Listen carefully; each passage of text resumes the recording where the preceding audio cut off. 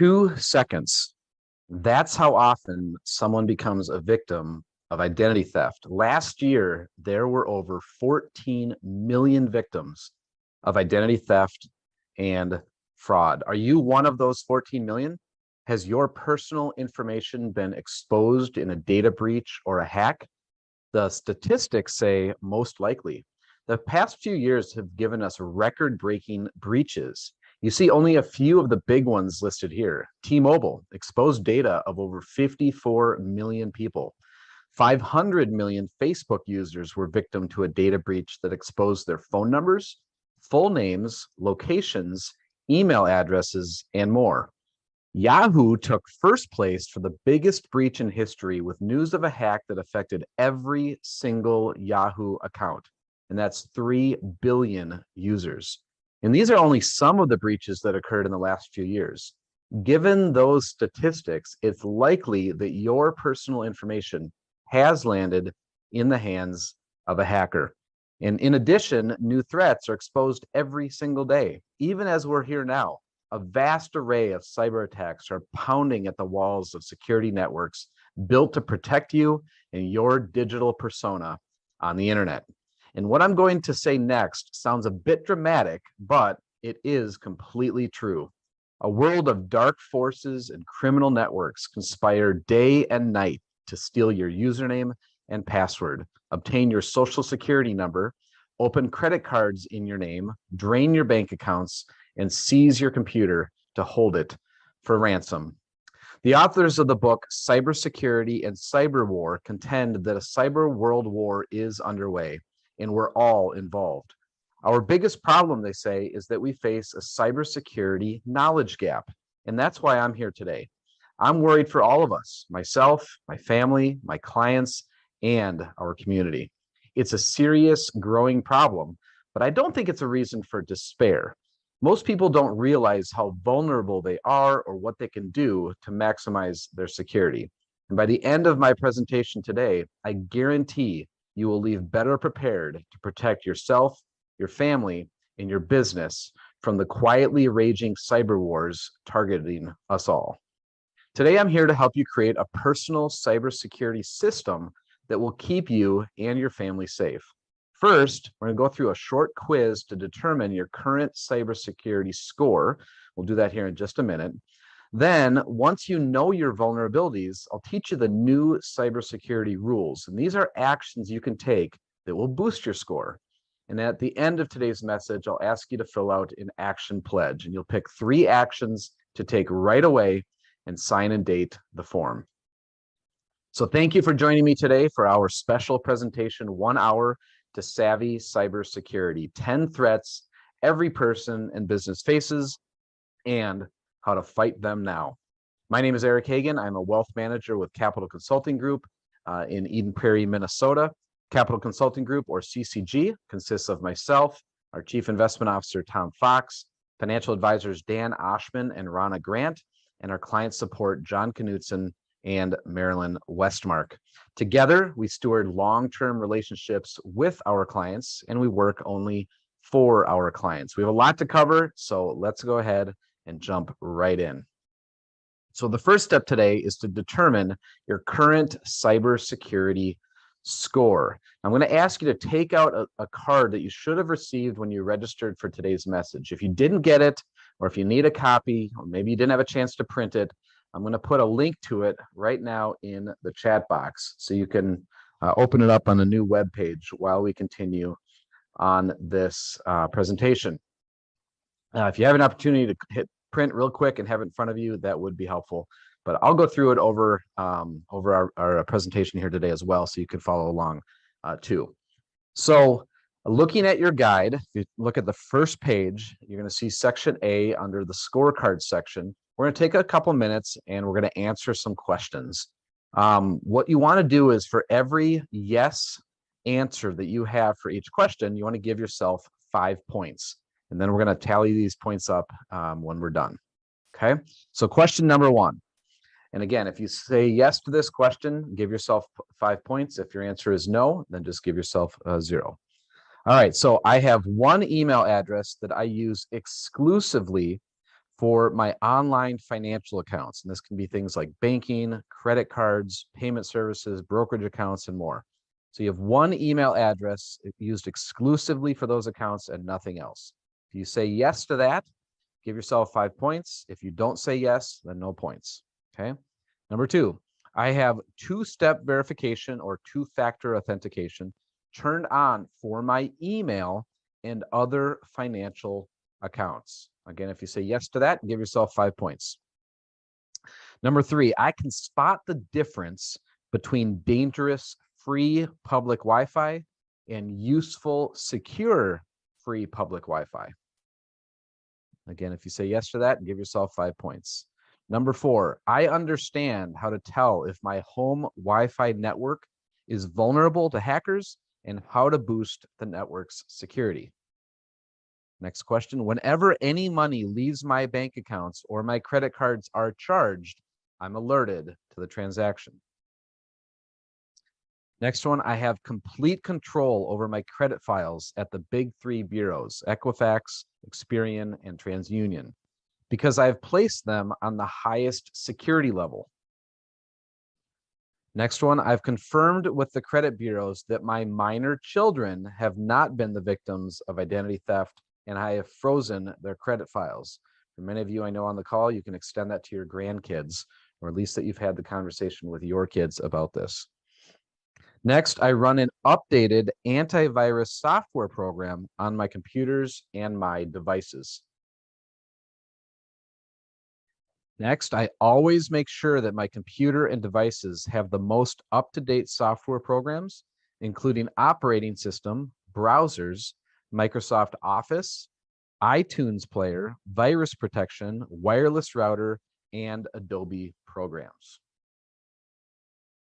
Next, I have a system for ensuring that I can recover from a ransomware phishing attack without paying an extortion fee to a criminal.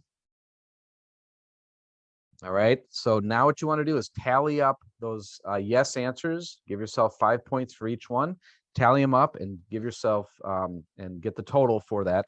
If you scored between 40 and 50, you're good. You're in a good place right now. You are very well protected.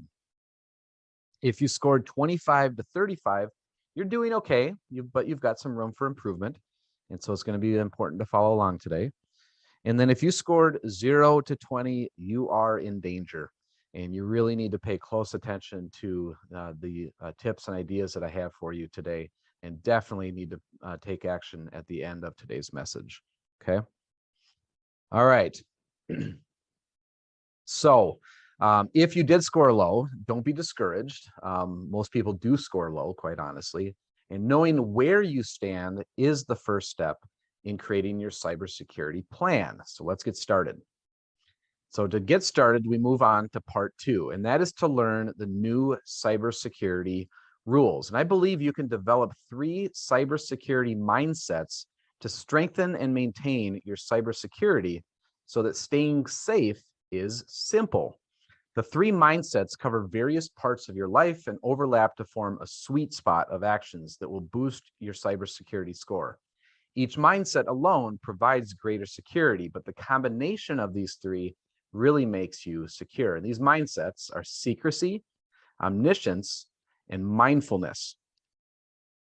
Now, each mindset contains a group of actions for people to take called the new cybersecurity rules. And I'm going to explain all 3 mindsets and the associated rules. So let's take a look at the first mindset. We all need more secrecy in our lives, and that is why our first key idea is adopting a new level of secrecy can boost your security and cyber confidence. The secrecy mindset entails keeping your personal private data private. With all the massive amounts of data breaches suffered by corporations and governments, we need to act as if our personal data already exists in the hands of cyber criminals, because it likely does. We all need to draw a tighter ring of security around our personal data, and that starts with your email. Our email address is the key to our digital lives. We share it with countless businesses, organizations, and people. If you've used the internet for any amount of time, you have entered your email address at a host of online accounts for shopping, traveling, exercising, gaming, dating, more. We don't think twice. But having your email addresses in so many databases puts you at a significant risk. Hackers routinely breach the security networks of many organizations that hold your primary email address. That stolen personal data, paired with poor email security, can lead to disaster. Robert Siciliano, CEO of IdentityTheftSecurity.com and security writer, explains, "It has been said that if you own a person's email, you own the person. This means that once your email is hacked, pretty much your entire digital life is up for grabs. So even if you've done your due diligence to have all your passwords be different, if your email is hacked and it's associated with your other online accounts, the hacker could simply use a reset password and get access to all your other accounts." Now, you may not care if someone hacks into your Food Network or Yelp account, but you certainly don't want your online banking exposed in the same way. And this is why you need to create a separate secret email for your financial accounts. This email address should be unidentifiable. Don't use your first name, last name, initials, or other identifying information. It should also be protected by a strong and unique password. A separate email address reduces your digital footprint, and if your primary non-financial email address is exposed in a hack, it will not be connected to your financial accounts. And this is a key step in boosting your security. And our email addresses need to be protected by good, strong passwords. But we all face something called the password paradox. Easy to remember passwords are easy to break. Hard to break passwords are hard to remember. Many passwords we use are child's play for hackers. Computer power gets stronger with each passing year. That means the bad guys can figure out your password in no time flat. How long does it take for a computer to crack 1,000 weak passwords? Just 17 minutes. One reason for this is that people choose passwords that have less than 6 characters, or they use names, dictionary words, or other common passwords like password or 1, 2, 3, 4, 5, 6. There are other ways to think about passwords. You could create a mnemonic phrase with numbers or symbols thrown in. For instance, a woman I know takes the first line of a prayer she says every day and uses the first letter of each of the first 10 words of the prayer. She adds some numbers and symbols and has a very strong password. Or you could use a poem, song lyrics, or phrase. You can see an example there. You could try this. You create a password that embodies a goal you're trying to reach, such as exercising, quitting smoking, or saving money.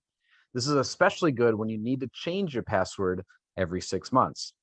Each time you type your password, instead of it being a negative drag on your brain, it will positively reinforce your specific goal. You can see an example here. You can get as creative as you like. Remember to drop out some letters and replace them with symbols to boost your password strength. By the way, on the back of your cybersecurity reference guide, there's a letter to symbol conversion chart to help you. So if you haven't printed that off, or if you haven't gotten that yet, be sure to get that. Another technique is called the diceware method. Here, you roll a die 5 times and record each number. Repeat that process 4 more times so you have 5 5-digit numbers. Then go to www.diceware.com and match your 5-digit numbers to the list of 7,776 word list. Those random 5 words become your password. Now you may be thinking, how will I remember all of that? We all know the number of passwords we have is growing, and it's nearly impossible to remember a unique and strong password for all your accounts, which is why I recommend using a password manager. A password manager stores all of your passwords in an encrypted file stored on your computer or in the cloud.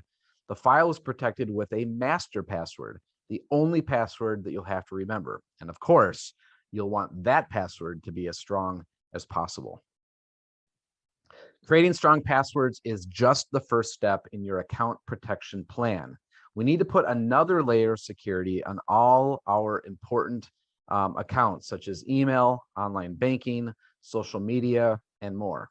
That extra layer is a relatively new trend in online security called two-step verification, or sometimes two-factor authentication.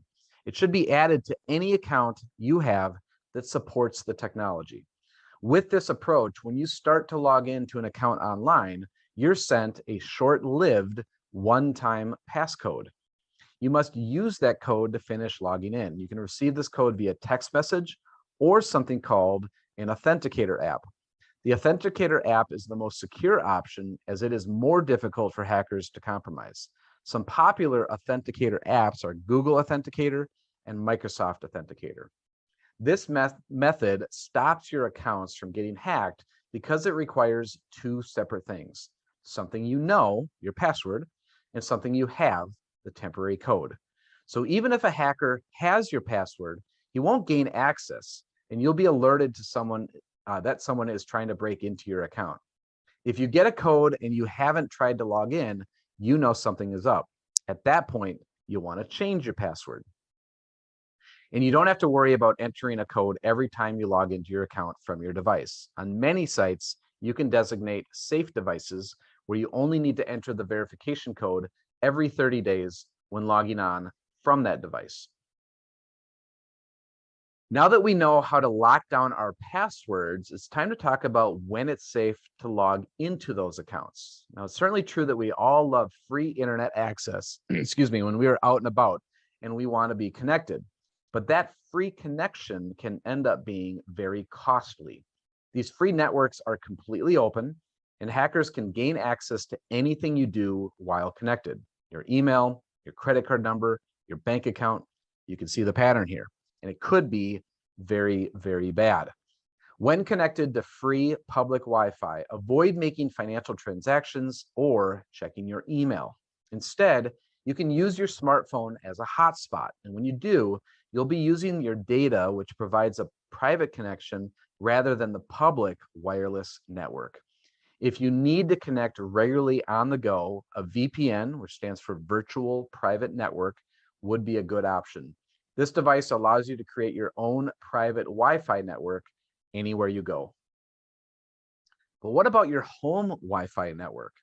Your home wireless network can open the doors to you and your family's digital life if your router is not properly protected. There are 4 main things that you must do to lock down your router and Wi-Fi network from the hackers. Now, I'm going to warn you, these are some of the more technical actions that you're going to have to take. So don't be discouraged if it sounds difficult to you. If you're confused, I advise you to contact the tech person in your life for help. To do these steps, you'll have to log into your router's IP address. If you do not know your router's IP address, you can find it in the user manual or by searching the make and model of your router online. First, you need to change the default username and password. Hackers know these and will use them to try to break into your network. Pick a strong password. Number 2, encrypt your router. Be sure to select the strongest encryption setting for your router, WPA2 or WPA3. WEP is no longer considered secure, and you should replace your router if your only option is WEP. Number 3, disable Wi-Fi protected setup or WPS. This feature allows others to quickly connect to your network with a short passcode rather than having to type the whole password, but it can lead to strangers gaining access. If you don't have the option to fully disable this feature, see if you can limit the number of attempts a person can make to log in. And then lastly, update your router firmware, which is a fancy word for software. The majority of routers come with outdated software, which leaves your network vulnerable to attacks. Updating your firmware sounds like a daunting task, but it's not that bad. Follow the instructions in your user manual for detailed instructions. We need to know what's going on with our cybersecurity at all times.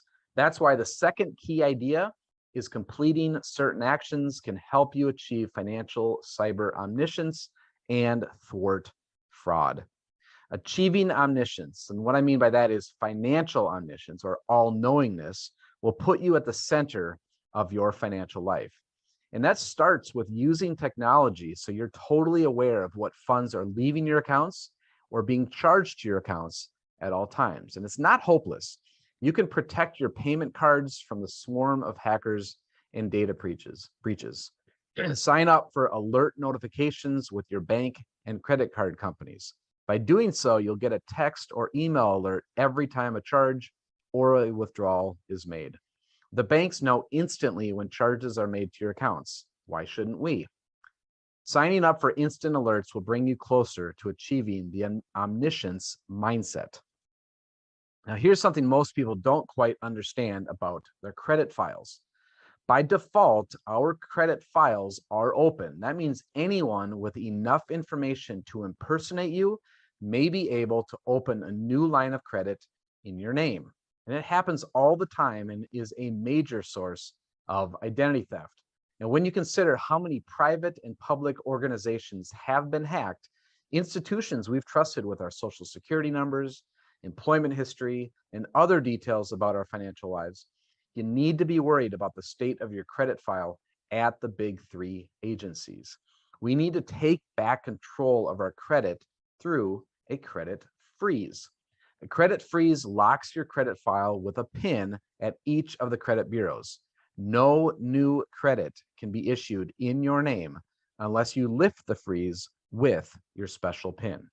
You'll have to contact each of the credit bureaus separately.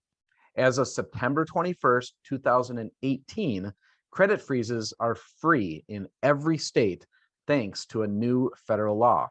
Previously, the cost varied per state and could be up to $10 per action. A credit freeze puts you in control.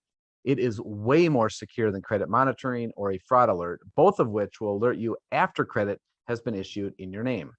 With a credit freeze, you can prevent identity theft from happening instead of cleaning up after your identity theft nightmare. But it's not just your credit that you need to be concerned about. Experts say that 500,000 children suffer from identity theft every year. Why? Their clean records are attractive to thieves looking to open new accounts without any issues, and the theft can go unnoticed for years as parents and guardians often don't think to check their children's records. But childhood identity theft can lead to a lifetime of fraud and ruined credit. The first step in protecting your children is ensuring they have no credit report by contacting all three of the credit bureaus, again, Equifax, Experian, and TransUnion. Parents should send a letter including copies of their child's birth certificate listing them as the parent, their driver's license, and proof of address to all three of the credit reporting agencies and ask for a manual search of their child's social security number. If no report is found, you're in luck. You should still periodically check on your child's status, however. If a report is found, it's usually a sign your child has been victimized. Ask the credit bureaus to immediately place a credit freeze on your child's records and investigate further. You can now request a credit freeze for your child in every state. Previously, it was dependent on your state of residence, but now it's federal law. You will again have to contact all three of the bureaus individually. Our third cybersecurity key idea has to do with mindfulness.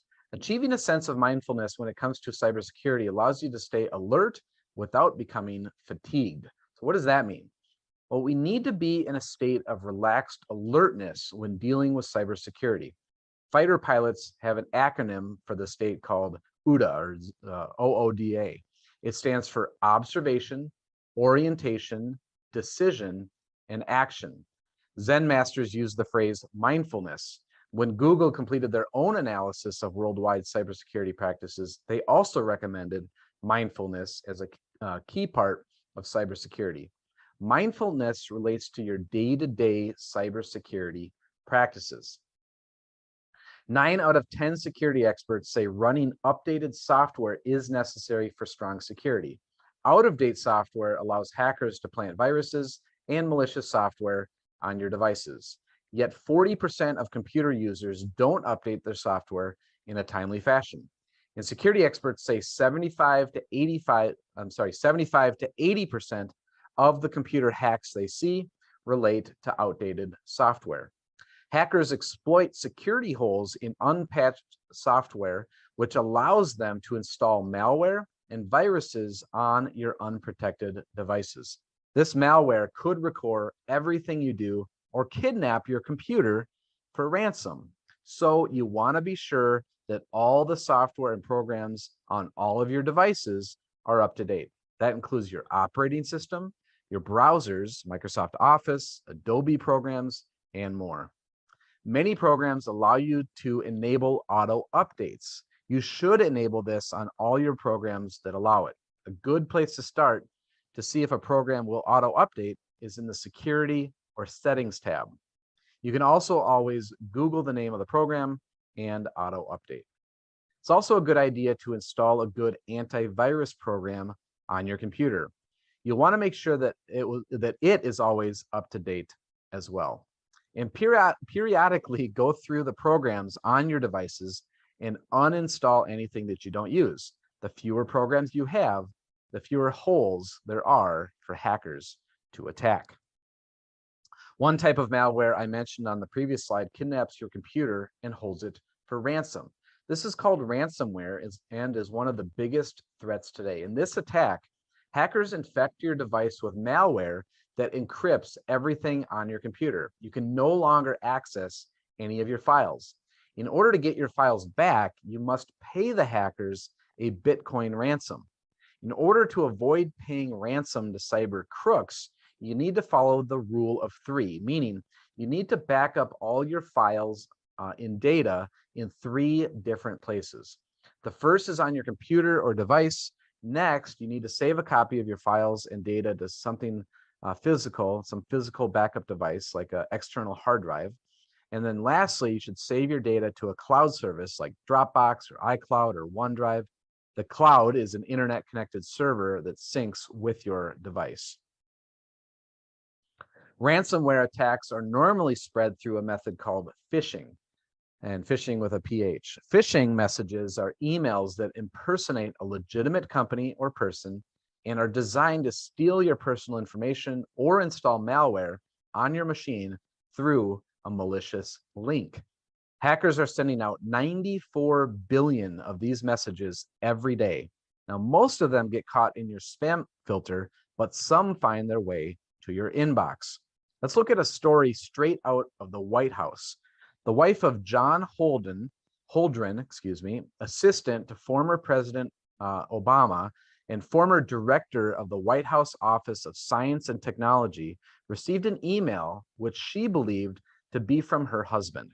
It asked for the password to their Xfinity phone and internet account. Mrs. Holdren sent the password and went about her day. But she hadn't sent the password to her husband. Rather, she sent it to a political hacking group who, with the password, redirected all of Holdren's phone calls to the Free Palestine movement line. The Holdrens joined a long list of victims, including CIA Director John Brennan and Director of National Intelligence James Clapper. Had Holdren's wife known the 10-second email rule, which I'm about to teach you, she may not have fallen for the scam. There is a 10-second cybersecurity rule that will help you fend off the phishers. The acronym is EMAIL, and it stands for examine messages and inspect links. So let's take it one step at a time. The first half of the acronym, examine message, starts with the subject line. Phishers try to get us to react quickly to an urgent situation. Often, they will make the subject line something frightening, such as warning, account closed, or security alert. Some are more subtle, but still require you to take action. For example, I've seen mail delivery failed, return message, return to sender, or incoming fax received. Subject lines like this should alert us that this may be a phishing attack. Next, we need to discover the true sender of the email. Phishers can spoof the from line to appear to be from a legitimate business or organization. You can determine the true sender by hovering your mouse over the display name. A small box will appear, like a pop-up box, with the true email address. Other suspicious things to look for include greetings that refer to you as customer or sir or madam instead of your name. Or maybe there's poor grammar or a vague signature line with false contact information. You should also be suspicious of unsolicited emails with attachments. Never click to open an unsolicited attachment. What presents itself as a resume, receipt, or payment could be a .exe file that plants a virus on your computer or seizes it for ransom. The second part of the 10-second email rule has to do with the links in the message. British journalist Jane Corbin was less than an hour away from an important deadline for a documentary that she was working on. Doing multiple things at once, she suddenly spotted an email from Yahoo. It told her to confirm her account details immediately or her account would be shut down. Under pressure and needing important documents in her email, Corbin clicked on the link and filled in personal information. Immediately, her screen went blank. She had been phished. The phishers then attacked their new targets, Corbin's email contacts. More than 1,000 people in her email address book received an email from Corbin's account saying she was robbed at a hotel in Spain and needed money. Corbin was locked out of her computer and was forced to close her banking accounts. If Corbin had waited 10 seconds and examined the Yahoo message more closely, she could have prevented the attack and saved herself the stress, embarrassment, and lost time that comes with suffering a phishing attack. So the second half of email requires you to inspect links within the message. Like you did with the sender, hover your mouse over any link or hyperlinked text. Be sure that the link is truly directing you to the correct website. If it looks fishy, delete it. You can always contact the organization directly and ask if they sent you the email. This is an action that needs to become part of your daily cybersecurity practices. Make it a habit so that you can thwart off phishers without even thinking about it. And that brings us to part 3, take action. We've learned a lot today, and now it's time to take action. Research shows we're more likely to do something if we write it down. So now take out that reference guide that we talked about at the beginning, and on the back of it, there's a checklist where you can write down 3 actions that you plan on taking immediately, and then sign and date your action plan commitment. I'm going to take a second here and let you write down 3 actions that you plan on taking following today's message.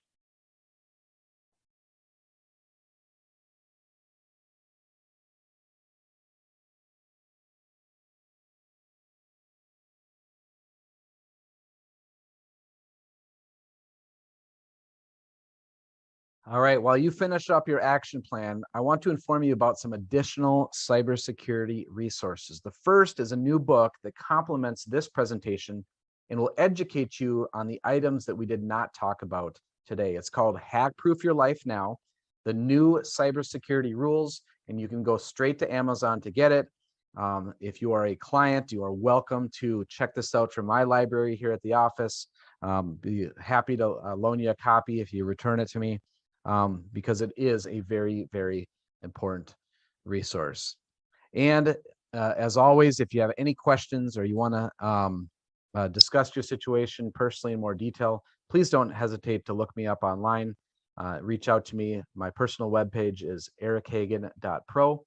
And with that, that concludes our message here today. And I'll just say in closing, now that you have the core knowledge to create your own personal cybersecurity plan, I encourage you to take action. I hope you found that this presentation was helpful and informative in terms of your thinking and commitment to cybersecurity. Again, it is totally doable to be safer and more alert on the internet. So again, thank you for coming. Thank you for participating today. I hope you found this valuable. That concludes our message for today, and I wish you all a wonderful rest of your day. Bye now.